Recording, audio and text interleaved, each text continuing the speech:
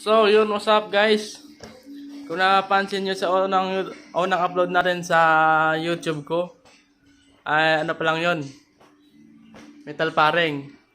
Wala pang kisame, wala pa, hindi pa nakabit yung ating molding na PVC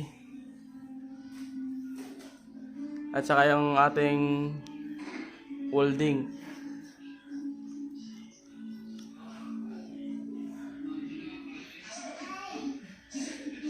Kaya nahihirapan ako magkabit nito guys kasi nahihirapan ako kay unang kabit ko pa lang to, tapos ang lapad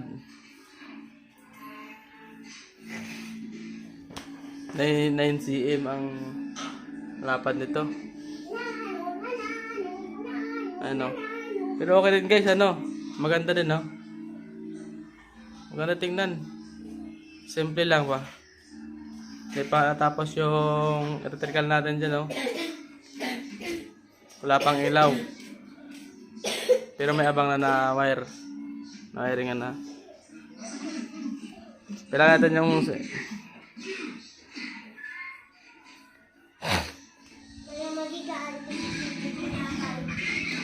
yung ilaw. O na apat. Yung tatlong color natin. Tatlong kulay yan guys. Pula. Pero yung pinakamaganda yung pula.